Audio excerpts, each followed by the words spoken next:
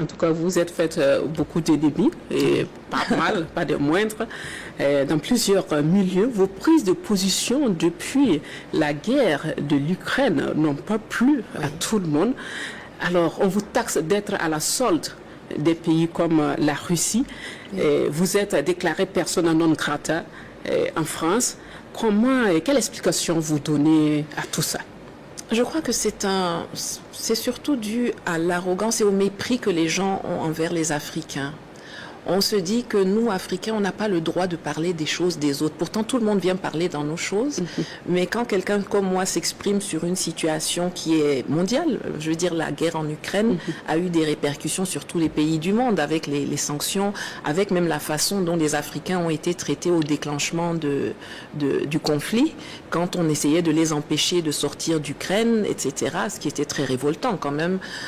Mais on se dit, oh, mais les Africains, là, qu'est-ce qu'ils viennent parler dans les choses des autres, les choses des Occidentaux, ça les regarde pas. Eh bien, moi, je revendique le fait que l'on parle de tout. De la même façon que tout le monde se permet de parler chez nous, pour nous, en notre place, moi aussi, je me permets d'avoir des opinions et de les exprimer. Alors, effectivement, à l'époque où la guerre a commencé, j'étais encore principalement en Occident, en Suisse.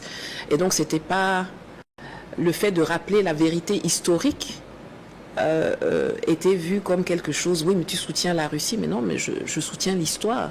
L'histoire nous apprend des choses, les faits nous apprennent des choses. Maintenant, si vous essayez de les tourner, alors on dit, oui, mais elle a le même narratif que les Russes, mais j'ai le même narratif que tous ceux qui ont appris l'histoire.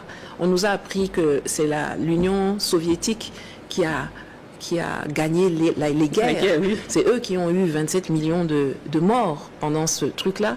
Et subitement, en 2022, on doit dire que non, mais c'est pas le cas. Bon, moi, je suis pas comme ça. Vous vous exprimez sans filtre, sans ambiguïté. Oui. Vous tirez à boulet rouge sur l'impérialisme, un narratif qui parle aux Africains. Alors, vous défendez dans vos combats la cause de l'Afrique, la souveraineté. Est-ce qu'aujourd'hui, vous percevez des signes qui tendent à indiquer que le bout du tunnel est proche? En tout cas, je pense qu'on est dans le tunnel et qu'on avance. Et c'est la seule chose qu'on peut faire. On ne peut pas reculer.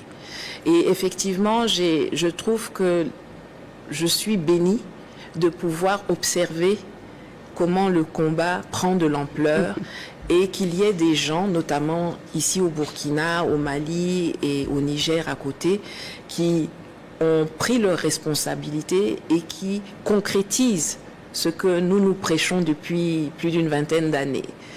Aujourd'hui, on se rend compte que les consciences s'éveillent grâce à Internet, grâce à la télévision. Ici, les messages se diffusent. Les gens commencent à construire un esprit critique. Et le fait d'avoir en responsabilité des gens qui sont patriotes et qui posent des mesures, qui sont en train de couper une à une les chaînes, les chaînes invisibles, qui nous retiennent dans un giron spoliateur. Pour moi, c'est une bénédiction. Je savais que je voulais apporter ma petite pierre au combat. Je ne savais pas que j'aurais la grâce de pouvoir être témoin et un peu partie prenante de ce changement colossal, il faut le dire. Même si certains pensent que ça ne va pas vite, mais c'est colossal. Ce qui est en train de se faire depuis 2-3 ans, c'est majeur. Donc on a affaire à une jeunesse de plus en plus consciente des enjeux et des défis à relever. Mais en face,